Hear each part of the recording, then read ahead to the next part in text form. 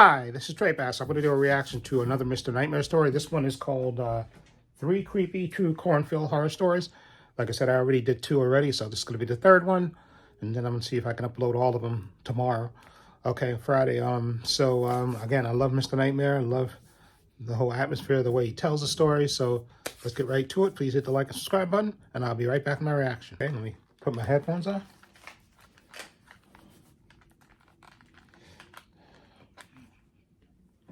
Okay, let's get to it. Okay, here we go. Right now, go. Cornfield Horror Stories.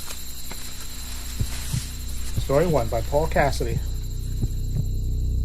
This happened when I was a kid, so some of the details are a little fuzzy, but I still remember the important parts. I grew up in Nebraska, and I used to bike to school every day because my parents were always working. It was just easier that way. We lived in a rural area surrounded by farmland, and the route to school took me past this massive cornfield. Looking back, it probably wasn't that big, but it was the kind of place that looked like it went on forever, especially when you're a kid. Our house was on the other side of the field, but my parents were always clear about one thing: don't cut through the cornfield. They were worried I'd get lost without a cell phone, and I didn't really question it. I'd seen how easy it was to lose your sense of direction in there. So every day, I'd stay on the main road and bike all the way around it.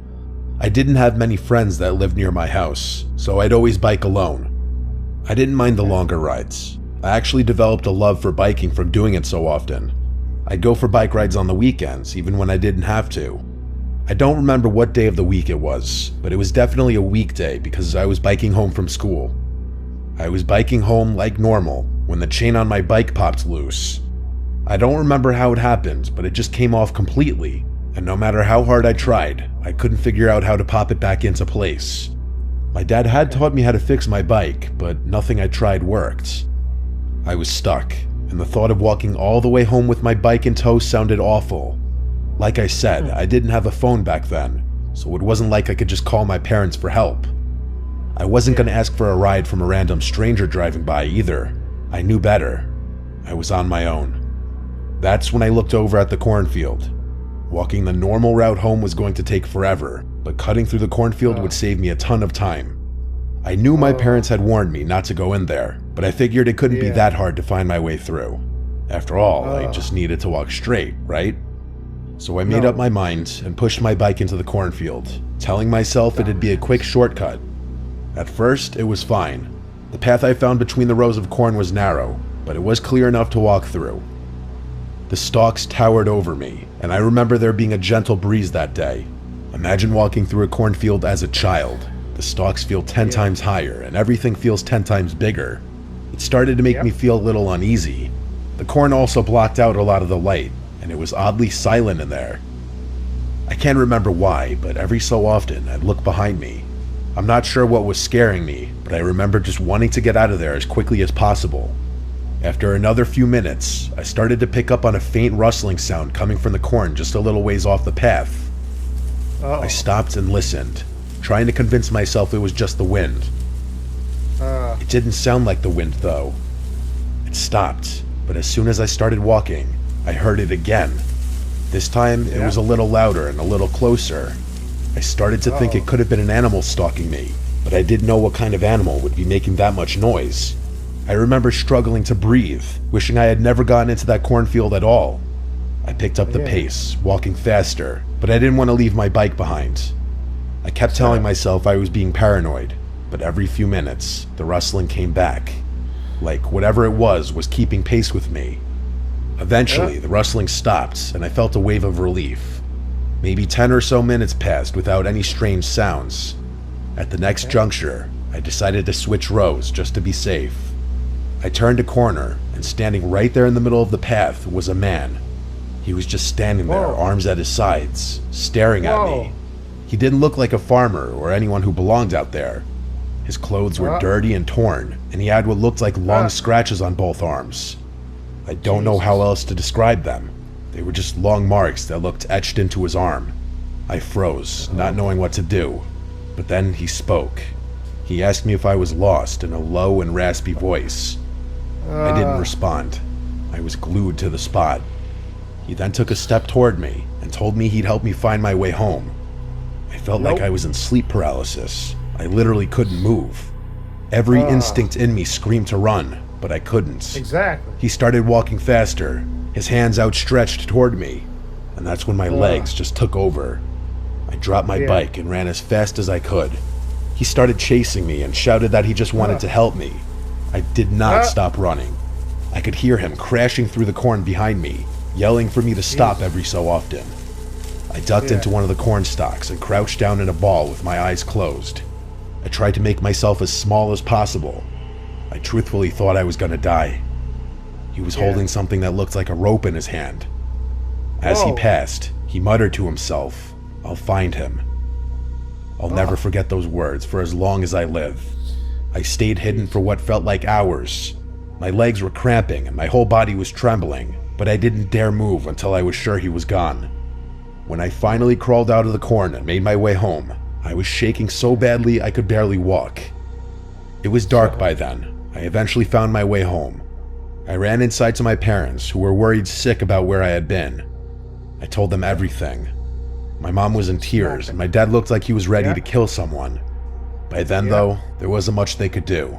That man was long gone. My dad went out to look for my bike, but it was nowhere to be found. They got me a new one a few days later, and life went on. A few weeks later, something else happened that ultimately made us move out. I got home from school one day, and there, sitting on the porch, was my old bike. The one I had left in the cornfield. I don't remember who was more freaked out, me or my parents. My parents didn't feel safe with me in that house anymore, so we quickly moved out of there. My parents don't really mention what happens, but I don't think I'll ever be able to forget it. Exactly. That's why I should have never went in the cornfield. Story 2 by Sheldon. I was 28. I had been trying to chase my dreams of being an author by writing for a popular newspaper, but things didn't work out. I had just returned home to help my aging parents on the family farm. It wasn't exactly what I had planned for myself after leaving home years ago, but they were getting older, and managing the place on their own was becoming more of a burden. The farm was quiet and isolated, surrounded by vast fields of corn that stretched out for miles in every direction. The nearest neighbor lived about a 10-minute walk away, a small farm run by an older woman who'd been living there ever since her husband passed away a few years back. Life was slow out there, and I didn't mind that. At that point in my life, slow was exactly what I wanted. Things were pretty normal for a week or two. I was starting to get used to the routine of managing the farm, and the slower pace of life was really beneficial to me. I had a ton of free time on my hands to think and write, which was how I spent most nights. I'm not sure what it is, but I'm most productive and creative at night, so I took advantage of that. I'd get the farm stuff out of the way well before the sun went down, and then sit at my computer until I couldn't keep my eyes open anymore. I had opted to stay in the tiny bedroom on the 3rd floor so that I wouldn't bother my parents with the strange sleep habits. I liked it up there. It was cozy and quiet, and the window gave me a beautiful, muse-like view of the farm. But after about another week, I started noticing something odd. Every evening, just before sunset, I would see a figure standing at the far edge of my parents' cornfield, between 2 rows of corn. At first, I didn't think much of it. I assumed it was someone from the neighbor's farm, maybe checking on their land or surveying the crops. They weren't actually on my parents' property, so it's not like they were trespassing or doing anything technically illegal. It was just kind of odd, though. The figure didn't move or make any kind of gesture, just stood there, almost like a scarecrow or a mannequin. I couldn't tell if it was a man or woman. Hell, I couldn't even tell if they were facing me. It was unnerving, sure, but I figured it was nothing to worry about. Despite the eeriness of it all, I noted that the scene would definitely make a cool photo. A shadow against the golden backdrop of the evening sky and fields of corn that stretched on forever. A few more days passed, and the figure kept appearing. Always around the same time, always around the same spot, just standing there. One night, I watched it extra closely just to make sure it really wasn't a scarecrow. Eventually, I did notice it move, which confirmed that it was a person. It was strange, but I kept telling myself it was harmless. I even thought it might be the neighbor, the old woman my mother often mentioned. I hadn't seen her since I'd been back. but maybe she had a reason for being out near our property. Either way, there was only so much harm an elderly woman could really cause. It's not like she posed a threat to my parents or their property. Of course, if that were true, I probably wouldn't be writing this all down. In hindsight, it probably wasn't wise to be so nonchalant about the situation. Things started to change over the next few days. The figure began getting closer. Each night, I'd see it between 2 different rows of corn, always closer to the house. It was still silent and still unmoving, but it was definitely closer each night. I was sure of that. I still couldn't make out any details about them from that distance, but things were getting serious now. Whoever was out there was deliberately getting closer and closer to my parents' property. After 2 nights of this, I decided I had to do something. The next morning, I told my parents about what I had been noticing the past few weeks. My mom brushed it off and told me that it was most likely the neighbor's son, who had always been a bit of an oddball, according to her. To call him an oddball was a bit of an understatement, but my mom was always one to put things nicely. To my surprise, they didn't seem concerned or even weirded out. They told me that I should just let him be, as he's harmless. One evening, as I was working late in the barn, I glanced toward the edge of the field and felt my stomach drop. The figure was no longer at the far edge of the cornfield. It was standing just outside the property line, much closer than before. A cold chill ran through me. I wiped my hands on my jeans, and feeling a mix of unease and frustration, I decided to approach it. I needed a better look. I walked to the edge of the field and yelled, "Who's there?" But as soon as I got close, the figure turned and sprinted between a row of corn. I went to chase it, but as I was turning the corner, I literally saw him dive into a row of corn, disappearing from sight. My heart was pounding as I stood there scanning the field, but there was no way I'd be able to find him. It's not like I was going to start searching blindly through the corn stalks. I was really freaked out at that point. Even if that had been a troubled kid, I don't think I was comfortable with him on the property. The next morning, I headed over to the neighbor's farm, hoping to clear things up. The old woman answered the door, so I just asked her bluntly without sugarcoating things. She seemed really confused when I told her about what was happening. She shook her head slowly and told me she hadn't been outside after dark for weeks because of her health. She told me that she could barely get around, let alone walk to the edge of her land. I then asked her about her son. She told me that he left home years ago and hadn't lived with her since. I froze as she told me that. I could feel my skin start to itch. Whoever I had chased the day before wasn't her son. It was a complete stranger. I left her farm with a growing sense of dread. Whoever or whatever was lurking near the cornfield wasn't from her place. I immediately told my parents about what she told me, and they grew concerned. My mom suggested calling the police, but my dad insisted that would be a waste of time since they hadn't actually done anything illegal. My dad instructed me to stay awake and wake him up should that person come back, which I agreed to. For the next few days, nothing happened. Like, the figure wasn't there anymore, which was a relief. Maybe they had noticed me confronting my neighbor, or maybe they had simply decided not to return after being chased. Either way, I was relieved. Later that week, I was out in the barn finishing up some chores when everything went dark. When I say dark, I mean it. The entire farm was suddenly plunged into darkness, and the power cut out without warning. All the lights inside and outside the house flickered off. I never carried my phone on me in the barn, so I was truly blind. My heart started racing. I had a feeling I knew what had caused the outage. I fumbled in the dark for the flashlight I knew was nearby somewhere. After finding it, I sprinted out of the barn and toward the house before stopping in my tracks. I wanted to run inside, but knew that would be the cowardly thing to do. I was about to run around the house to check the breaker main when I heard it. There was a faint rustling sound coming from the cornfield. The realization hit me. That person was on my property, within mere feet of me. I turned and swept the beam of flashlight across the field, trying to be as quiet as possible. For a moment, nothing happened, just the same rustling sounds. But then, out of the corner of my eye, I caught a glimpse of movement. I jumped and shakily pointed my light toward the source. There, just a few feet away from the barn, was a man. I could see that now.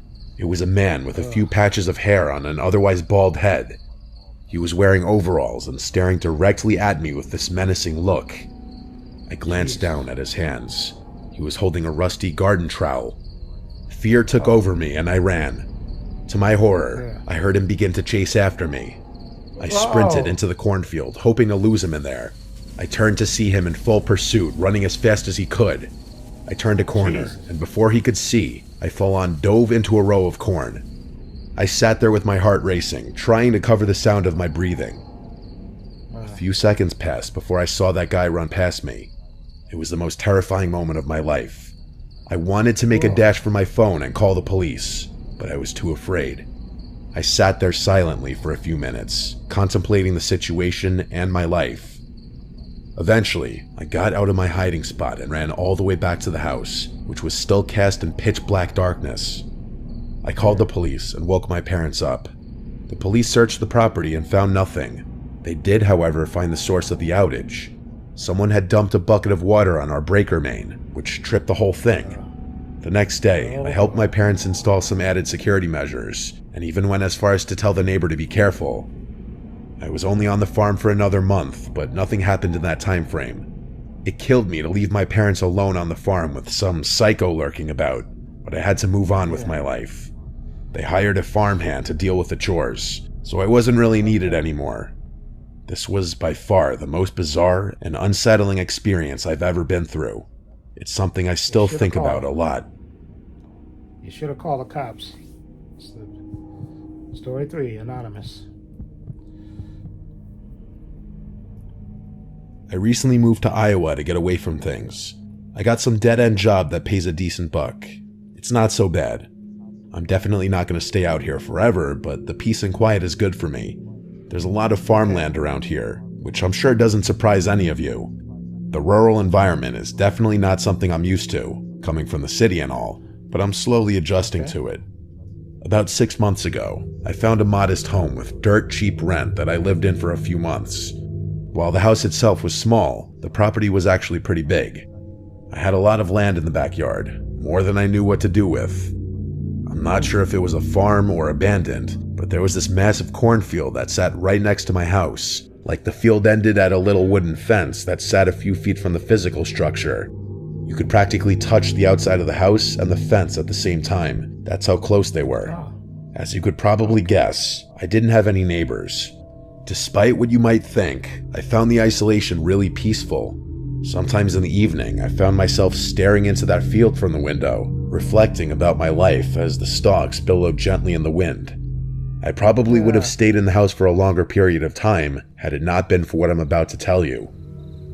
It was a windy October night, one of those cold nights that makes you want to sit in the comfort of a warm bedroom and look out the window at the wind blowing things around. I actually like being outside when the weather's like this. I know I'm a little odd in that regard. There's just something about shoving my hands in my jacket pockets when it's cold that makes me feel good. I was smoking a cigarette on the house's back deck, surveying the yard one more time before going back inside. I was almost finished when I heard it. A scream. It wasn't the kind of distant animal cry you hear sometimes out in the country. No, this was different.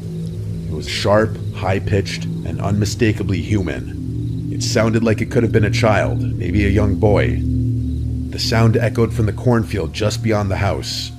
Without thinking, I ran inside, grabbed my hunting rifle, and went back out.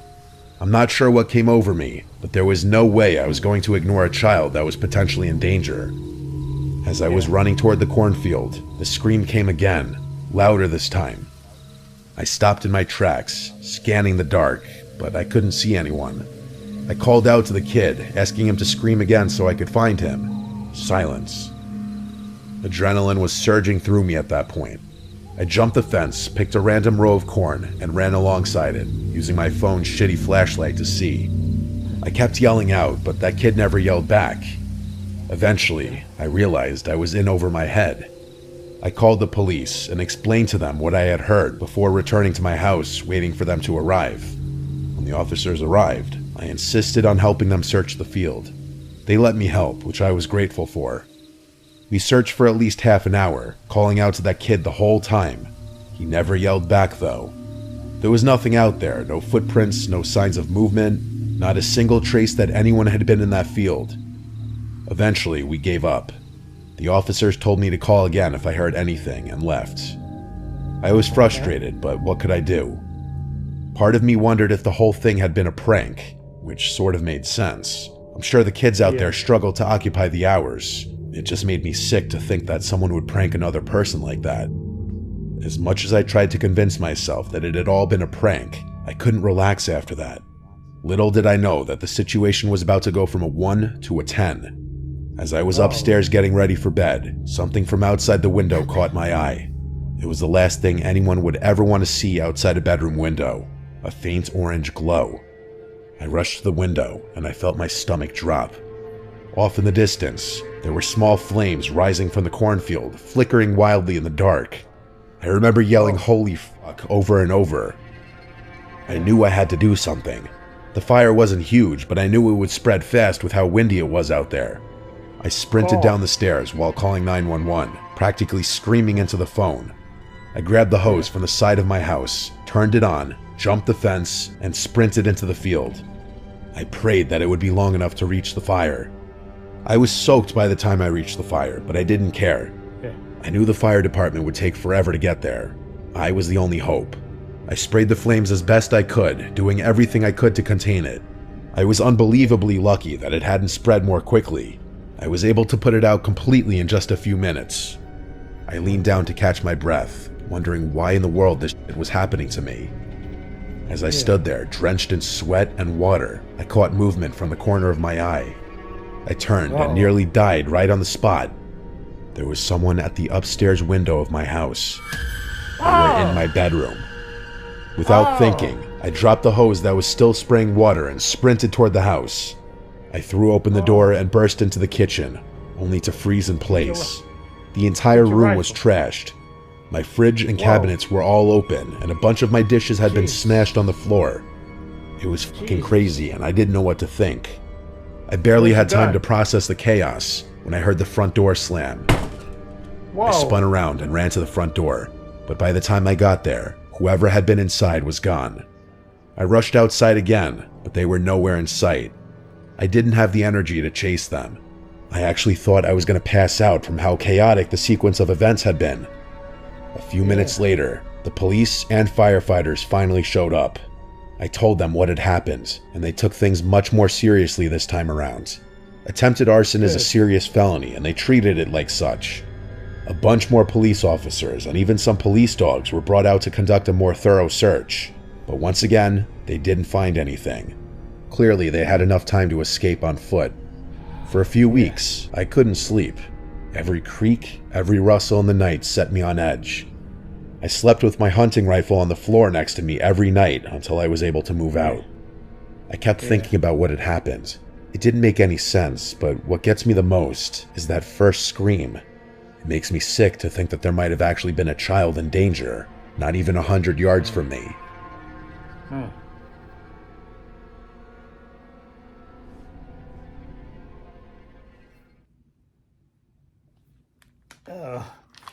Okay. That was crazy. Yeah, and it was probably somebody, especially you moved there, that might have been some of the local people. I was going to say local troublemakers. But yeah, they could have just known that you just moved in. Maybe the house before, like I said, wasn't rented. Then you moved in and they decided to mess with you. Because, why would somebody set a fire to get you out of the house and then go in the house and smash stuff? And then you see somebody in your window. That would have gave me a heart attack right there.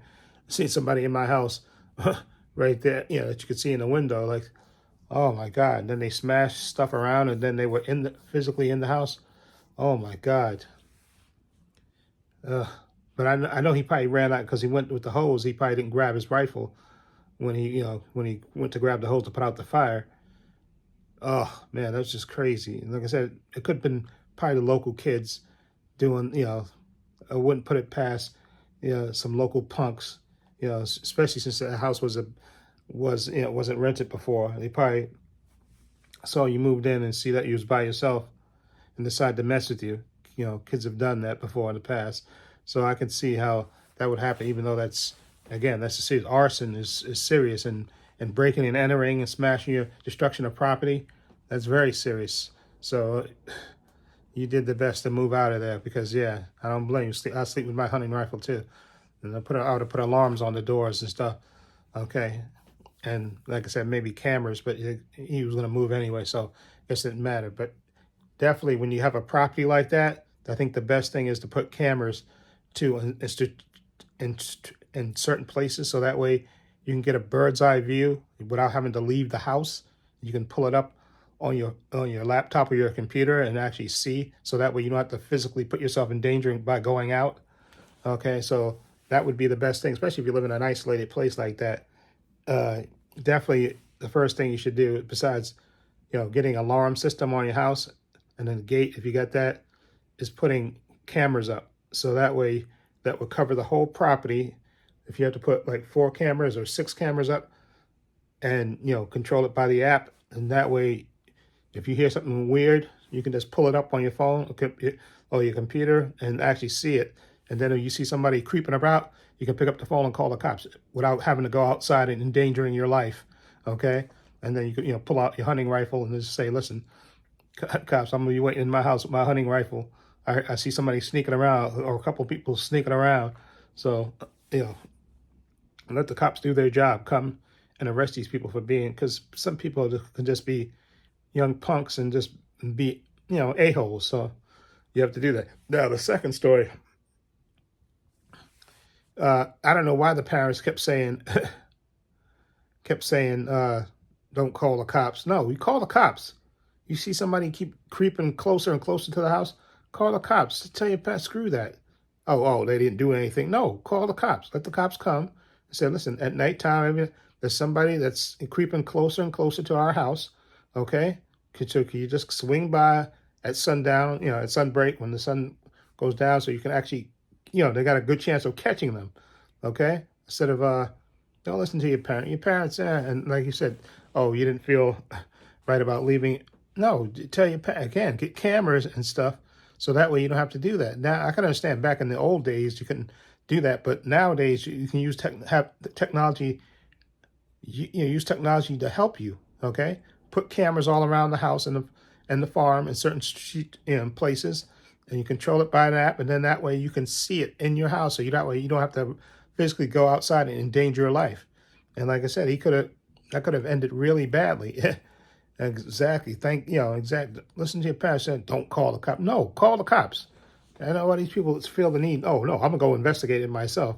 This is not Scooby-Doo, okay? No, you call the cops, okay? You hear something weird, you see something weird outside, call the cops and let them do their job. Come and investigate. That's what they get paid for. That's why you're paying taxes, okay? So do that. And the first story with the kid, you should have never went through the cornfield, okay? I know your bike, what I would have did is I would have either probably left my bike. I would have left my bike somewhere and then just go the long way. I'm not cutting through the cornfield, especially since my parents kept drilling that in my head, not to go through the cornfield, not to go through the cornfield. And then you go through the cornfield, first thing that happens, somebody starts chasing you, okay? So, like I said, I'm surprised your parents didn't beat you behind too. Okay, of course your mother was relieved that you were happy, but I'm surprised your father didn't whip your ass to why didn't we tell you not to go cut through the cornfield? Okay, and as soon as you do that, you almost get killed, literally, getting chased by a maniac, okay? So no, exactly. You should have just left your bike somewhere and just went the long way home. I'd have walked the long way home, okay, and just told my parents, listen, my bike, I left it there or whatever, and then your pops could have drove back and got it, okay? Exactly. Screw going through these cornfields. Because I don't even know how I don't even see how people get through cornfields. I guess, they put trails through it and stuff so they can see where they're going, and maybe people, I guess, have to pick the cornfields and stuff, but pick the corn from the cornfields, but that's just insane. I don't see how anybody can get through it, but I think nowadays you can probably, you have, what do you call that? Not satellites, those, what do you call those things that you can do by remote control? I forgot what they're called, but you can do that, but I don't see how people get through a cornfield without, I would be worried too much about getting turned around and be completely lost. Okay. That's why I would never go through a cornfield. And he should have listened to your parents. They kept telling you, and they were telling you for a reason. And as soon as, I know this kid logic, he said, oh, well, if I cut through the cornfield, that'll save me time. And as soon as you do it, something bad happens to you, okay? You almost nearly get kidnapped and maybe murdered by somebody that was in the cornfield, okay? So no, see? So listen to your parents in this case, especially you're by yourself. That's just insane. Okay, so anyway, those are 3 good stories, okay? And especially the first one, you should listen to your parents. Definitely listen to your parents. And in all these stories, not the first story so much, but the other 2 stories, call the cops. These people seem to want to wait and not, and let me go investigate. This, like I said, this is not, Scooby-Doo where you're going to go investigate. You can find somebody with a mask on that you can pull off. No, when you go outside, unless you got a gun, like they said, the guy in the 3rd story, he had a hunting rifle. But even then, remember when they set a fire and he ran to put it out, and he obviously didn't grab his hunting rifle. And then they broke into his house and was smashing stuff up, maybe stealing stuff. And by the time you get back, they're gone. So exactly, especially if you live by yourself. That's another thing. Put an alarm on your house, okay? Put an alarm with a code on your house so nobody can just easily break in. That's another thing. Do that. I don't know why people don't do that, okay? Put an alarm on your house, especially if it's an isolated place, okay, where the nearest neighbor is like 10 minutes away or whatever it is.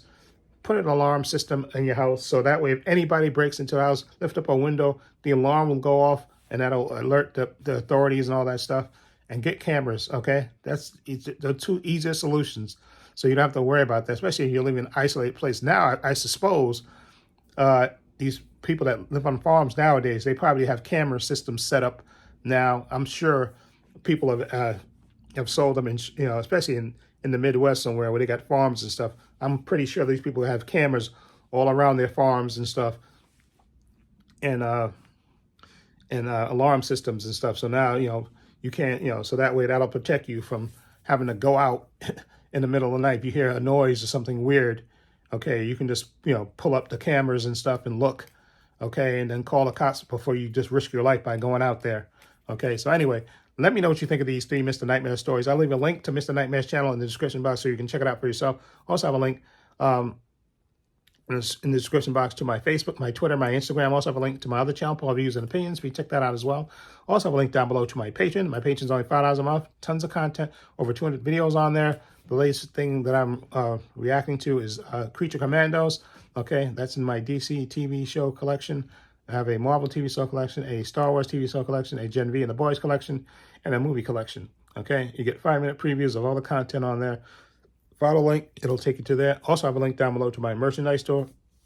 I sell hats, t-shirts, mugs, sweatshirts, hoodies, hats, water bottles for men, women, unisex. Follow the link, it'll take you to the store. Also, please give this video a thumbs up. It helps the channel, and I truly appreciate it. Also, hit the subscribe and hit the notification bell so you know when I upload new content to this channel. And this is Trey Pastor saying so long and take care.